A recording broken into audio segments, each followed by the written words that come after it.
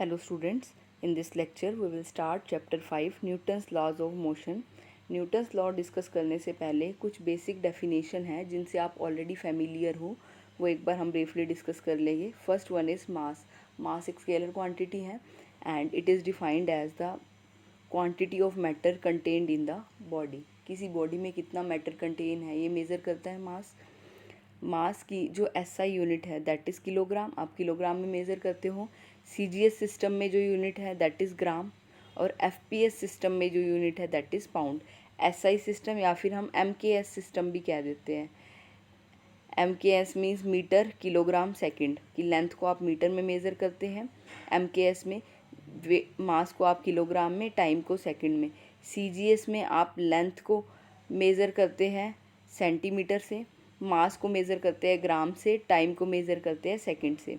FPS system में आप length को मेज़र करते हैं फुट से, लेंथ को मेज़र करोगे फुट से, मास को मेज़र करते हो पाउंड से और टाइम को मेज़र करते हैं सेकंड से. मास जो है किसी भी बॉडी का कभी ज़ीरो नहीं होता और किसी बॉडी का मास जो है वो चेंज नहीं होता. एक्सट्रीम केसेस में ऐसा हो जाता है जब आपने मास को कन्वर्ट कर दिया एनर्जी में. न्यूक्लियर रिएक्शंस में इस तरह का आप देखते हो कि मास आपका एनर्जी में कन्वर्ट हो रहा है. Next is momentum. Momentum of body is the quantity of motion possessed by the body. देखो कि कोई बॉडी कितना मोशन करेगी वो किस किस चीज़ पे डिपेंड करता है. कितना उसका मास है, कितनी उसकी वेलोसिटी है.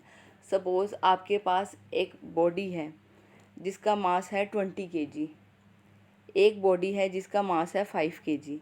तो आप अगर फोर्स लगाते हो उस बॉडी पे, किसी बॉडी पे, तो जिसका सेम फोर्स लगाया आपने, एक 20 kg की बॉडी है, एक 5 kg की बॉडी है, सेम फोर्स लगा रहे हो, तो जो मोशन होगा वो ज़्यादा किस में होगा, 5 kg वाली बॉडी में. जिसका मास कम है उस पर आप सेम फोर्स लगा रहे हो दोनों बॉडी पे, पर जिसका मास कम है उसमें ज़्यादा डिस्प्लेसमेंट होगी.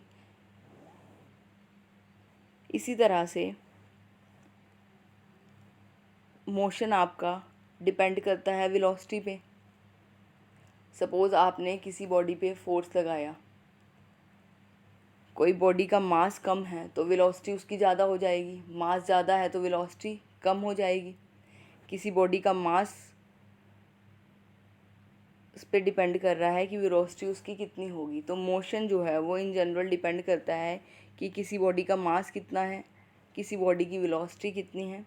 सो momentum of a body, it depends on mass and velocity and is given by product of mass into velocity. Momentum की जो यूनिट है, जो एसआई यूनिट है वो है किलोग्राम मीटर पर सेकंड. देखो मास की यूनिट किलोग्राम है, वेलोसिटी की यूनिट क्या होती है, मीटर पर सेकंड. वेलोसिटी की यूनिट मीटर पर सेकंड होती है. सो जो मोमेंटम की यूनिट बनी दैट इज़ किलोग्राम मीटर पर सेकंड. इसी तरह अगर हम वेलोसिटी मोमेंटम की यूनिट सीजीएस सिस्टम में देखें, सीजीएस सिस्टम में मास किस में होता है, पाउंड में. पाउंड में मेज़र कर सीजीएस सिस्टम में हम मास को ग्राम में मेज़र करते हैं और वेलोसिटी होती है सेंटीमीटर पर सेकंड में. तो जो यूनिट आएगी मोमेंटम की सीजीएस सिस्टम में that is gram centimetre per second. इसी तरह से अगर हम एफपीएस सिस्टम में बात करें, एफपीएस सिस्टम में मास, ये मास है, मास को हम पाउंड में मेज़र करते हैं. लेंथ है, लेंथ को हम फुट में मेज़र करते हैं, टाइम को हम सेकंड में ही मेज़र करते हैं. So this is the unit of momentum in FPS system. Next is force. Force is a push or pull which acting on a body and body tries to change its position.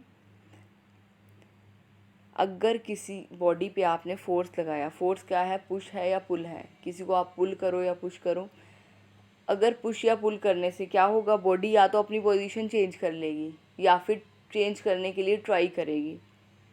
इस तरह के push or पुल को हम force कहते हैं. Suppose आपने किसी chair पे फोर्स लगाया, उसको पुश किया तो उसकी पोजीशन चेंज होगी, उसमें कुछ डिस्प्लेसमेंट होगी. सो आपके फोर्स से उस बॉडी में डिस्प्लेसमेंट हुई, उसकी पोजीशन चेंज हुई, उसने अपनी जो पोजीशन है रेस्ट की वो चेंज की. इसी तरह से अगर आप किसी वॉल पे फोर्स लगाओ, किसी वॉल पे फोर्स लगाओगे तो क्या होगा, उसकी पोजीशन में कोई चेंज नहीं होगा. फोर्स तो लग रहा है अब भी बट उसकी पोजीशन में चेंज नहीं हो रहा, क्योंकि जो फोर्स चाहिए वॉल को डिस्प्लेस करने के लिए वो सफिशिएंट फोर्स नहीं है जो आप अप्लाई कर रहे हो. सो यहाँ पर क्या हो रहा है, जो फोर्स है वो ट्राई तो करेगा पोजीशन चेंज करने की, बट वो पोजीशन चेंज नहीं होगी। सो फोर्स क्या करेगा, force either changes or tends to change the state of rest or uniform motion. अगर कोई बॉडी रेस्ट में है उस पर आप फोर्स लगाओगे तो या तो वो मोशन में हो जाएगी, मोशन में आ जाएगी, या फिर वो अपनी पोजीशन चेंज करने को ट्राई करेगी। इसी तरह से अगर कोई बॉडी मोशन में है तो आप उस पर फोर्स लगाओगे तो क्या होगी, उसकी भी स्टेट चेंज होगी, या तो वो रेस्ट में आ जाएगी या फिर उसकी स्पीड इंक्रीज़ हो जाएगी। आप अगर मोशन की डायरेक्शन में ही फोर्स लगा रहे हो, अगर अपोजिंग डायरेक्शन में फोर्स लगा रहे हो तो उसकी स्पीड कम हो जाएगी या वो कम्प्लीटली रेस्ट पे आ जाएगी। मीन्स फोर्स क्या कर रहा है, किसी बॉडी की स्टेट ऑफ रेस्ट या किसी बॉडी की जो स्टेट है यूनिफॉर्म मोशन की वो चेंज कर रहा है या ट्राई कर रहा है चेंज करने की। Next is impressed force. The external forces acting upon a body are called impressed forces. जो भी आप एक्सटर्नल फोर्स अप्लाई करते हो किसी बॉडी पे उन्हीं को ही हम इम्प्रेस्ड फोर्सेस भी कहते हैं। So next is Newton's laws of motion. First law है हमारा, it states that every body continues in its state of rest or of uniform motion in a straight line unless it is compelled by impressed forces to change that state। First law of motion क्या कहता है, कोई body अगर rest में है तो वो rest में रहेगी, कोई बॉडी अगर यूनिफॉर्म मोशन की स्टेट में है तो यूनिफॉर्म मोशन में रहेगी, जब तक आप उसके ऊपर एक्सटर्नल फोर्स अप्लाई ना करो। मीन्स किसी बॉडी की position of state of rest को चेंज करने के लिए आपको फोर्स अप्लाई करना पड़ेगा, या फिर अगर कोई बॉडी मोशन में है तो उसकी वेलोसिटी चेंज करने के लिए आपको फोर्स अप्लाई करना पड़ेगा। और अगर कोई बॉडी मूव कर रही है उसकी डायरेक्शन आपने चेंज करनी है सपोज़, तब भी आपको फोर्स लगाना पड़ेगा। सो कोई बॉडी की अगर आपने स्टेट ऑफ रेस्ट चेंज करनी है या state of uniform velocity change करनी है तो आपको फोर्स अप्लाई करना पड़ेगा। अगर कोई बॉडी रेस्ट में है तो वो रेस्ट में रहेगी, मोशन में है तो मोशन में रहेगी, उसकी डायरेक्शन भी चेंज नहीं होगी जब तक आप उसके ऊपर फोर्स अप्लाई ना करो। इस लॉ को हम लॉ ऑफ इनर्शिया भी कह देते हैं। Next is second law of motion. Second law of motion states that the rate of change of momentum is directly proportional to the impressed force and takes place in the direction of force। second law of motion क्या कहता है, rate of change of momentum is directly proportional to external force। आपने जो force apply किया, that suppose P हमारा force है, force आपका किसके डायरेक्टली प्रोपोर्शनल है, rate of change of momentum के। ये आपका सेकंड लॉ ऑफ मोशन। अब सेकंड लॉ ऑफ मोशन से हम डिराइव करेंगे force is given by mass into acceleration. So second law state that force is directly proportional to rate of change of momentum, and we know momentum is mass into velocity। So P is directly proportional to d by dt of rate of change of mass into velocity। जब आप proportionality का sign हटाओगे तो equal sign से replace करोगे तो proportionality constant आएगा। Let K be proportionality constant, so P equals to K D by D T of M B. अब derivative find out करोगे with respect to T, mass आपका change नहीं होगा। So this is K M D V by D T, and D V by D T is rate of change of velocity, and rate of change of velocity is acceleration. Acceleration को F से denote कर रहे हैं हम। सो this is K M F. अब यहाँ पर अगर पी वन हो जाए, एम वन हो जाए, मास 1 kg हो जाए, acceleration 1 metre per second square हो जाए, फोर्स 1 न्यूटन हो जाए, उस केस में जो हमारी के की वैल्यू आएगी वो क्या आ जाएगी, 1 आ जाएगी। So P equals to m into f. K की वैल्यू अगर 1 आ गई तो फोर्स क्या हो गया, P is force, force is mass into acceleration, और we can say acceleration is given by force upon mass. This is called equation of motion.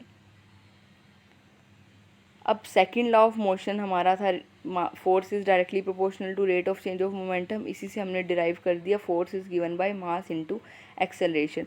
अब हम second law of Newton second law से first law derive करेंगे। अगर force zero हो जाए, किसी body पे कोई फोर्स एक्ट ना कर रहा हो, दैट इज़ P की वैल्यू ज़ीरो हो जाए, तो F की वैल्यू भी ज़ीरो हो जाएगी। यहाँ से P ज़ीरो होगा तो F ज़ीरो हो जाएगा, और F क्या है, एक्सेलरेशन। एक्सेलरेशन ज़ीरो होने का मतलब क्या है कि या तो वेलोसिटी ज़ीरो है और या फिर वेलोसिटी कांस्टेंट है। एक्सेलरेशन ज़ीरो है अगर किसी बॉडी की, तो वहाँ से इसका मीनिंग क्या है, या तो वेलोसिटी ज़ीरो है। अगर वेलोसिटी ज़ीरो है तो एक्सेलरेशन भी ज़ीरो होगी, और वेलोसिटी ज़ीरो है इट मीन्स वो बॉडी कैसी है, रेस्ट में है। और एक्सेलरेशन ज़ीरो है तो इससे हम ये भी इम्प्लाई कर सकते हैं कि वेलोसिटी हो सकता है कांस्टेंट हो। वेलोसिटी कांस्टेंट होगी तो मीन्स बॉडी यूनिफॉर्म वेलोसिटी से यूनिफॉर्म स्पीड से मूव कर रही होगी। वेलोसिटी कांस्टेंट है मीन्स सेम है। अब यहाँ पर अगर फोर्स एक्ट नहीं कर रहा होगा बॉडी पे, फोर्स ज़ीरो होगा तो एक्सेलरेशन ज़ीरो होगी। एक्सेलरेशन ज़ीरो होगी तो वेलोसिटी या तो ज़ीरो होगी या कांस्टेंट होगी। वेलोसिटी ज़ीरो होगी तो मीन्स क्या होगी, बॉडी रेस्ट पे होगी। वेलोसिटी कांस्टेंट होगी तो मीन्स बॉडी यूनिफॉर्म स्पीड से यूनिफॉर्म वेलोसिटी से मूव कर रही है। सो अगर किसी भी बॉडी पे फोर्स ज़ीरो है तो वो अपनी स्टेट ऑफ रेस्ट पे है तो स्टेट ऑफ रेस्ट पे रहेगी, और यूनिफॉर्म वेलोसिटी में मूव कर रही है तो यूनिफॉर्म वेलोसिटी पे मूव करेगी। यही आपका फर्स्ट लॉ था कि अगर फोर्स ज़ीरो है, कि अगर कोई बॉडी रेस्ट पे है तो रेस्ट पे रहेगी, मोशन में है तो मोशन में रहेगी, जब तक आप उसके ऊपर एक्सटर्नल फोर्स अप्लाई ना करो। ये आपका फर्स्ट लॉ था, यही है फर्स्ट लॉ। अगर फोर्स अप्लाई नहीं कर रहे, फोर्स ज़ीरो है, तो बॉडी या तो रेस्ट में रहेगी या फिर यूनिफॉर्म वेलोसिटी से मूव करेगी। Next is third law of motion. Third law of motion states that to every action there is an equal and opposite reaction. कि आप कभी किसी बॉडी पे फोर्स लगाते हो तो उसकी अपोजिट डायरेक्शन में एक और फोर्स लगता है, दैट इज़ रिएक्शन फोर्स। जो फोर्स आप अप्लाई कर रहे हो वो उसको रेजिस्ट करने के लिए फोर्स अप्लाई होता है। सपोज आपने किसी टेबल पे कुछ बॉक्स रखा, तो क्या हो रहा है, बॉक्स आपका फोर्स लगा रहा है टेबल पे, किस डायरेक्शन में, डाउनवर्ड डायरेक्शन में फोर्स लगा रहा है। फोर्स क्या होता है, मास इनटू एक्सेलरेशन। यहाँ पर जो एक्सेलरेशन है that is acceleration due to gravity, तो फोर्स कितना हो गया, mg। ये डाउनवर्ड डायरेक्शन में फोर्स लगा रहा है, तो अपवर्ड डायरेक्शन में टेबल भी इस पे फोर्स लगाएगा सो दैट ये नीचे ना गिरे। This is called reaction force. So by action we mean that force exerted by one body on the another, and by reaction means the force exerted by second body on the first. आप box को table पे रख रहे हो तो box table पे force लगा रहा है तो टेबल भी बॉक्स पे फोर्स लगाएगा ऑपोजिट डायरेक्शन में, और ये फोर्सेस आपकी इक्वल है मैग्नीट्यूड में और डायरेक्शन इनकी क्या है, ऑपोजिट। आप किसी इलास्टिक स्ट्रिंग को, जैसे हम स्टडी करके ही आया, इलास्टिक स्ट्रिंग को स्ट्रेच करते हो तो क्या होता है, एक फोर्स और आपका लगता है टेंशन फोर्स। अगर आप सपोज इस डायरेक्शन में किसी बॉडी को स्ट्रेच कर रहे हो तो अपोजिट डायरेक्शन में एक और फोर्स एक्ट करता है, that is tension force. String के केस में हम उसको टेंशन फोर्स कह देते हैं। सो जब भी आप एक फोर्स लगाते हो तो उसके अपोजिट डायरेक्शन में एक और फोर्स लगता है जो उसको रेजिस्ट करने के लिए होता है। Next is weight of a body. अभी हमने मास ऑफ ए बॉडी किया, mass is the quantity of matter contain in body. अब वेट क्या है आपका, with which the body is attracted towards the centre of the अर्थ। आप किसी body को सपोज ड्रॉप करते हो, किसी बॉडी को अगर आप ड्रॉप करते हो तो वो क्या होती है, डाउनवर्ड डायरेक्शन में जाती है। वो एक्चुअली डाउनवर्ड डायरेक्शन में नहीं जाती, वो अट्रैक्ट करती है towards the centre of the earth. So weight क्या होता है, अगर आप मास m को ड्रॉप कर रहे हो तो जो उसके ऊपर जो उसका वेट आएगा वो वेट क्या होगा, एक फोर्स है। वेट इज़ ए फोर्स, जो फोर्स लग रहा है ग्रेविटी की वजह से। आपने मास को ड्रॉप किया, ग्रेविटी की वजह से उस पर एक कुछ एक्सेलरेशन हो रही है, फोर्स लग रहा है। मास को ड्रॉप किया तो जो उस पर फोर्स लग रहा है, फोर्स क्या होता है, मास इनटू एक्सेलरेशन। और जो एक्सेलरेशन लग रही है यहाँ पे that is acceleration due to gravity. So weight is a force acting on a mass m due to acceleration. So weight की अगर हम यूनिट की बात करें तो वो क्या हो जाएगी, किलोग्राम, एक्सेलरेशन की मीटर पर सेकंड स्क्वायर। फोर्स की अगर यूनिट की बात करें, फोर्स की यूनिट क्या होती है, force is mass into acceleration. अगर MKS यूनिट में बात करें, फोर्स की यूनिट किलोग्राम मीटर पर सेकंड स्क्वायर, या फिर हम क्या कह देते हैं, फोर्स की SI यूनिट है दैट इज़ न्यूटन, N से डिनोट कर देते हैं।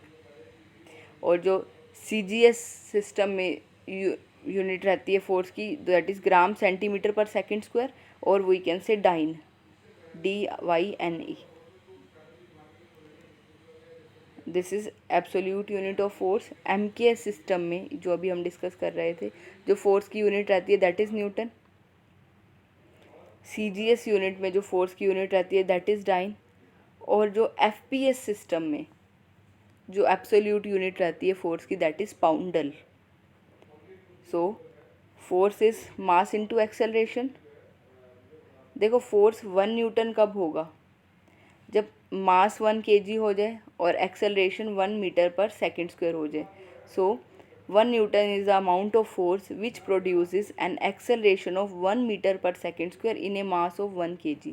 अगर मास 1 kg हो जाए, acceleration 1 metre per second square हो जाए, तो फोर्स कितना आ जाएगा, 1 न्यूटन।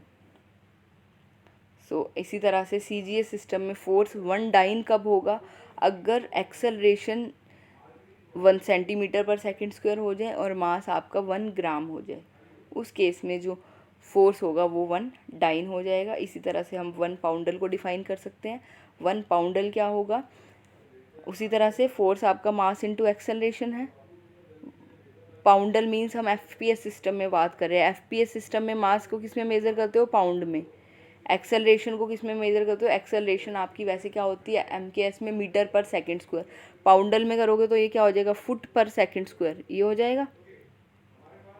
सो फोर्स आपका 1 पाउंडल कब होगा, अगर एक्सेलरेशन आपकी 1 फीट पर सेकेंड स्क्वायर हो जाए, मास आपका 1 पाउंड हो जाए। This is absolute unit of force. Next जो हमारे पास है that is gravitational unit of force. Suppose आपके पास कोई टेबल है, किसी टेबल पे आपने कोई बुक रखी, तो ये बुक क्या करेगा, फोर्स अप्लाई करेगा। सपोज़ इस बुक का मास है 2 kg, जो इसके ऊपर एक्सेलरेशन एक्ट कर रही है that is due to gravity G. जो फोर्स होगा, force is mass into acceleration. Mass is 2 kg, acceleration is acceleration due to gravity, तो फोर्स कितना एक्ट करेगा, 2g। 2g means 2 into 9.8, that is 19.6 newton. इतना force act कर रहा है। आपने किसी टेबल पे 2 kg मास की बुक रखी, तो जो फोर्स होगा वो आपका आ रहा है 19.6 न्यूटन। अगर हम कहें कि ये बॉडी पे अगर 500 न्यूटन फोर्स एक्ट करे, इस टेबल पे अगर 500 न्यूटन फोर्स एक्ट करे, तो ये टेबल ब्रेक हो जाएगा, अगर हम इस तरह से बात करें।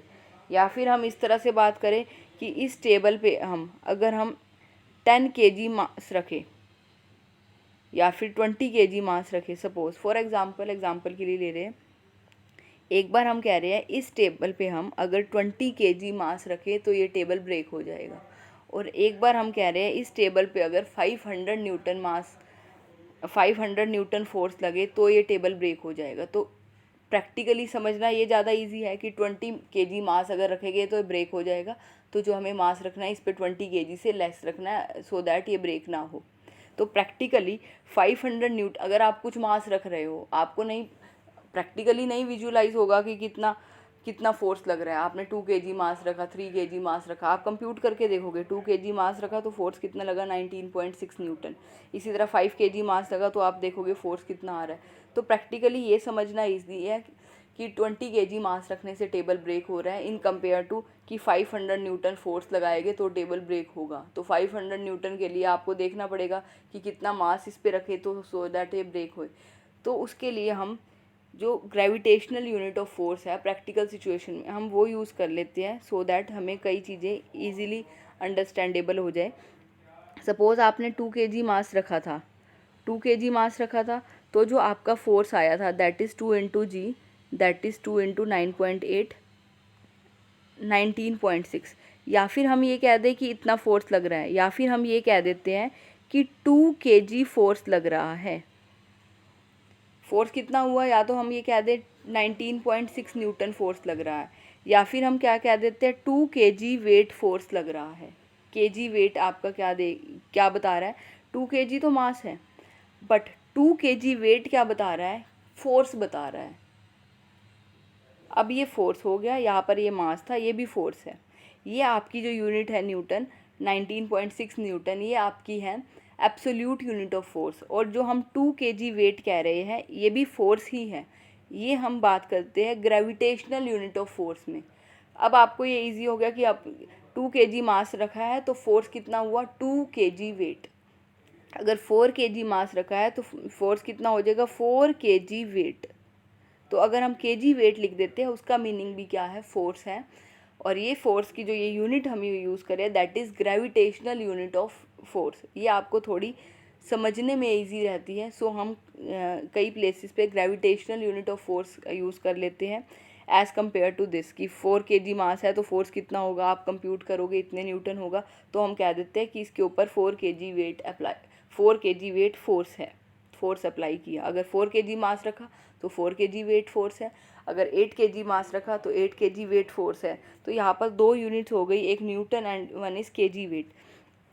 अब यहाँ पर आप देख रहे हो 2 kg वेट फोर्स है, इसको आपको अगर न्यूटन में कन्वर्ट करना है, देखो दिस इज़ 19.6 न्यूटन, ये 2 kg वेट है, इसको अगर न्यूटन में कन्वर्ट करना है तो आप इसको क्या करोगे 9.8 से मल्टीप्लाई कर दोगे।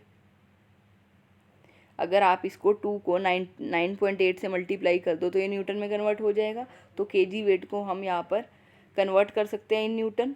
सो this is 1 kg weight is g newton, that is 9.8 newton. आपका अगर फोर्स 19.6 न्यूटन है, 19.6 आपका कब आया था, 2 × 9.8 किया था। या तो हम ये कह रहे हैं फोर्स इतना है, या फिर हम फोर्स कह रहे हैं 2 kg वेट। ये दोनों ही फोर्स की यूनिट है, this is absolute unit, this is gravitational unit. और यहाँ से यहाँ आप कैसे जा रहे हो, 2 को आपने 9.8 से मल्टीप्लाई कर दिया तो 1 kg वेट को आप क्या लिख सकते हो 9.8 न्यूटन, जी न्यूटन। आप यहाँ पर kg वेट की जगह 1 kg वेट की जगह क्या पुट कर रहे हो 9.8, 2 × 9.8, तो ये किस में कन्वर्ट हो गया न्यूटन में। So 1 kg weight is 9.8 newton. इसी तरह से जो यही kg वेट है ये ग्रेविटेशनल यूनिट है फोर्स की MKS सिस्टम में। ग्राम वेट जो है ये CGS सिस्टम में फोर्स की ग्रेविटेशनल यूनिट है, और FPS सिस्टम में जो फोर्स की ग्रेविटेशनल यूनिट है that is pound weight, LB weight. Pound को हम डिनोट करते हैं LB से।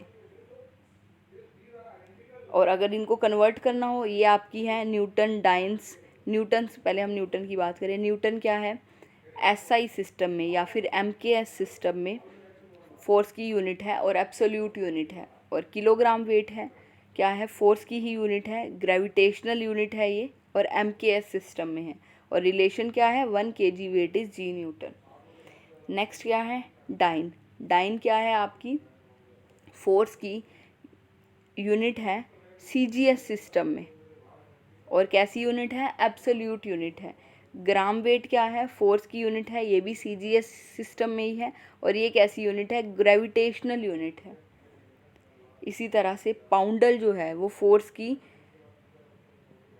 FPS सिस्टम में एब्सोल्यूट यूनिट है, दिस इज़ एब्सोल्यूट यूनिट। और ये क्या है FPS सिस्टम में ही है, और ये कैसी यूनिट है ग्रेविटेशनल यूनिट है। और रिलेशन क्या है 1 lbs वेट इज़ 32 पाउंडल, क्योंकि पाउंडल में जो ग्रेविटी होती है उसकी वैल्यू है 32। This is acceleration due to gravity, इसकी वैल्यू है 9.8 metre per second square SI system में।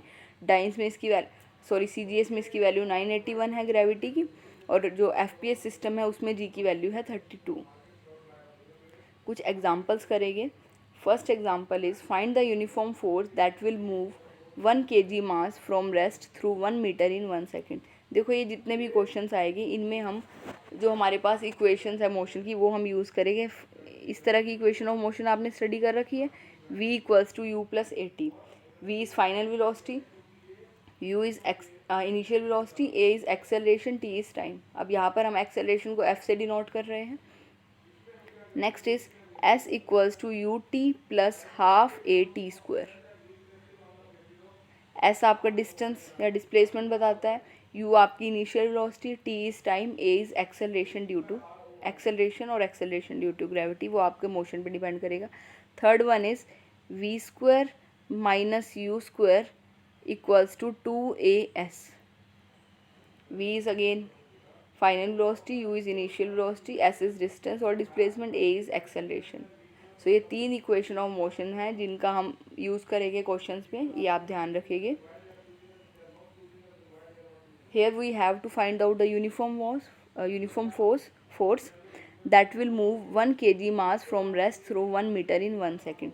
हमें निकालना है फोर्स जो 1 kg मास को जो रेस्ट में था उसको 1 मीटर डिस्टेंस तक मूव करेगा 1 सेकेंड में।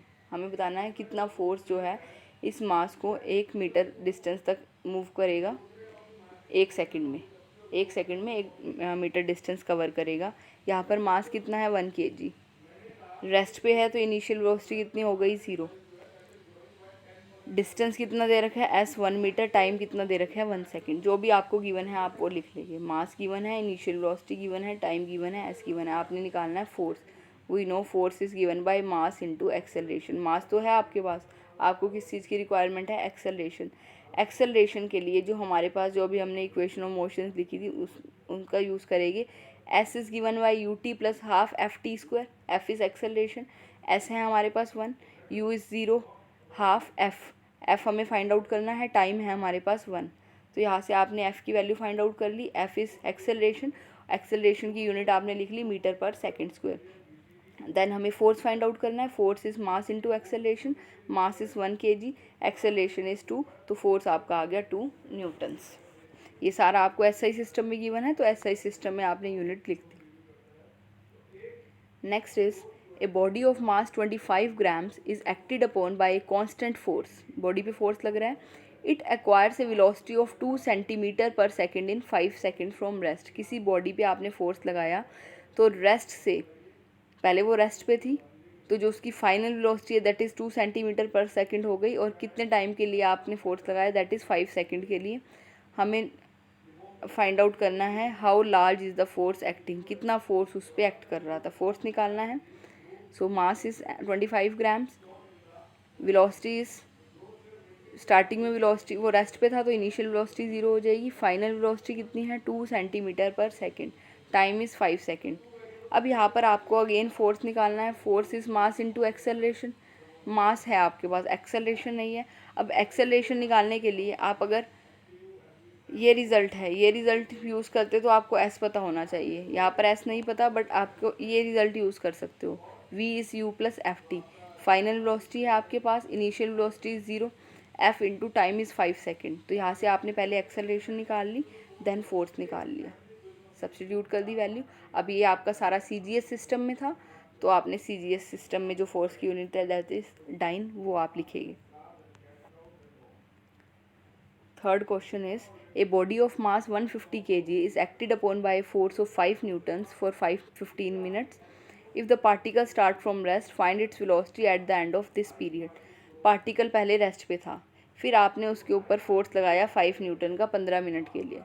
बॉडी का मास गिवन है तो आपको निकालना है कि उसकी वेलोसिटी 15 मिनट के बाद कितनी होगी, वेलोसिटी निकालनी है। मास गिवन है, फोर्स गिवन है, अब आपको टाइम गिवन है 15 मिनट, मिनट को हम पहले सेकंड में चेंज कर लेंगे। ये सारा आपको SI सिस्टम में गिवन है। इनिशियल वेलोसिटी आपको गिवन है u, आपको फाइनल वेलोसिटी निकालनी है। देखो फाइनल वेलोसिटी आपको निकालनी है। फोर्स गिवन है, फोर्स गिवन है, मास है तो पहले आप एक्सेलरेशन निकाल सकते हो। Force is mass into acceleration, 5 is 150 into F की वैल्यू निकाल ली आपने, एक्सेलरेशन निकाल लिया। अब आपके पास एक्सेलरेशन है, इनिशियल वेलोसिटी है, फाइनल वेलोसिटी आपने निकालनी है, आपके पास टाइम भी है तो आप ये रिजल्ट यूज़ कर सकते हो v equals to you plus F T.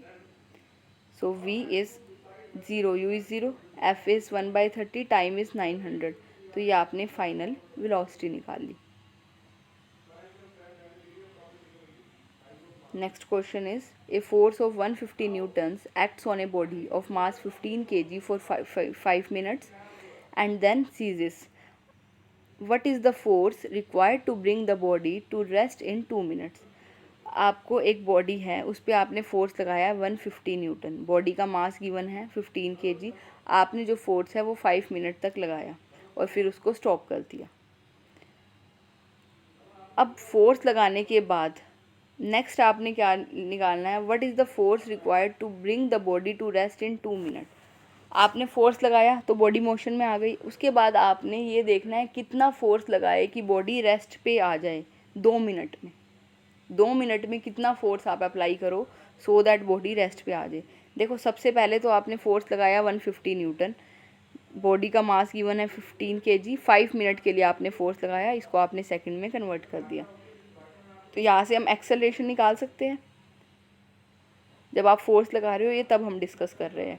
Force is mass into acceleration, mass is 15 kg, force is 150, acceleration आपने निकाल ली, acceleration is 10 metre per second square.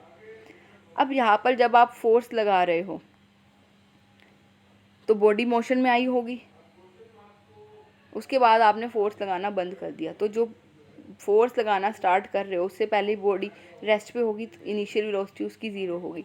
Final velocity हमें नहीं पता कि किस वेलोसिटी से बॉडी मूव कर रही है। बॉडी रेस्ट पे थी, आपने कुछ फोर्स लगाया तो बॉडी मूव करने लग गई। उसके बाद आपने ये निकालना है कितना फोर्स दोबारा लगाए कि बॉडी वापस रेस्ट पे आ जाए, आपने ये निकालना है। पहले हम फर्स्ट केस डिस्कस कर रहे हैं कि अभी आप फोर्स लगा रहे हो बॉडी मूव करवाने के लिए। बॉडी मूव कर रही है तो इनिशियल वेलोसिटी ज़ीरो हो गई, फाइनल वेलोसिटी हमने वी ले ली। आपने जो फोर्स लगाया 5 मिनट के लिए लगाया, दैट इज़ 300 सेकंड के लिए। एक्सेलरेशन आप निकाल चुके हो। So using equation of motion v equals to you plus F t. V आपने निकालना है कि फोर्स लगाने के बाद बॉडी कितनी वेलोसिटी से मूव कर रही है। u आपका 0 है, f इज़ 10, टी आपका 300 है, तो v निकल गया। मीन्स आपने जब उस पर 150 न्यूटन फोर्स लगाया तो जो बॉडी की वेलोसिटी थी 3000 मीटर पर सेकंड ये थी। अब आपने ये देखना है इस पर कितना फोर्स लगाऊँ कि अब इस वेलोसिटी से तो ये मूव कर रही है, अब ये रुक जाए। अब ये उसकी क्या बन जाएगी, इनिशियल वेलोसिटी। इस वेलोसिटी से तो वो मूव कर रही है, अब आपको उसकी फाइनल वेलोसिटी क्या, वो आपको ये देखना है कितना फोर्स लगाए कि वो रेस्ट पे आ जाए। मीन्स उसकी फाइनल वेलोसिटी क्या हो जाए, ज़ीरो हो जाए। तो अब ये आपकी इनिशियल वेलोसिटी बन जाएगी नेक्स्ट केस के लिए, और फाइनल वेलोसिटी क्या हो जाएगी, ज़ीरो। जब वो 3000 मीटर पर सेकंड की स्पीड से मूव कर रही है और रेस्ट पे आ रही है, इट मीन्स क्या हो रही है, उसकी वेलोसिटी डिक्रीज़ हो रही है, रिटार्डेशन हो रही है। जब भी रिटार्डेशन होगी उस केस में जो आपकी एक्सेलरेशन है वो नेगेटिव आएगी। नेगेटिव साइन क्या डिनोट करता है, रिटार्डेशन हो रही है। तो आपकी जो इक्वेशन ऑफ मोशन हो है that is v equals to you plus F t. अब यहाँ पर f क्या होता है, एक्सेलरेशन ड्यू टू ग्रेविटी। अब अगर f रिटार्डेशन फोर्स है तो उसको हम माइनस एफ से डिनोट कर सकते हैं। सो एफ डैश हमने रिटार्डिंग फोर्स ले लिया। फर्स्ट केस में हमने एफ लिया था एक्सेलरेटिंग फोर्स। जब फोर्स हम लगा रहे थे तो बॉडी जो है मूव कर रही थी इस वेलोसिटी के साथ। यहाँ पर वेलोसिटी इंक्रीज़ हो रही है, इनिशियल वेलोसिटी 0 थी, फाइनल वेलोसिटी 3000 थी। अब आपकी इनिशियल वेलोसिटी तो हो गई 3000, फाइनल वेलोसिटी क्या हो गई, 0। और जो फोर्स एक्ट कर रहा है that is retarding force minus F dash. और कितने टाइम के लिए आपने फोर्स लगाना है, 2 मिनट के लिए फोर्स लगाना है कि वो स्टॉप हो जाए। तो टाइम इज़ 2 मिनट, 2 मिनट को आपने चेंज कर दिया सेकंड में, दैट इज़ 120। एफ डैश की वैल्यू आ गई 25 मीटर पर सेकंड स्क्वायर। ये तो आ गई रिटार्डेशन, रिटार्डिंग एक्सेलरेशन। आपने निकालना है फोर्स, कितना फोर्स लगा है, force is mass into acceleration, और एक्सेलरेशन यहाँ पर कैसी है, रिटार्डेशन। तो मास इज़ 15, एक्सेलरेशन इज़ 25, तो ये हो गया आपका 15 इंटू 25 दैट इज़ 375 न्यूटन। सो इतना फोर्स आप अप्लाई करेंगे तो बॉडी रेस्ट पे आएगी। पहले आप फोर्स लगा रहे हो बॉडी को मूव करवाने के लिए, बाद में आप फोर्स लगा रहे हो यहाँ पर बॉडी को स्टॉप करने के लिए। तो आपको ये फाइंड आउट करना था कितना फोर्स हम लगाए सो दैट बॉडी रेस्ट पे आ जाए। सो इसके बाद जो एग्जांपल्स है वो हम नेक्स्ट वीडियो में डिस्कस करेंगे। Thank you.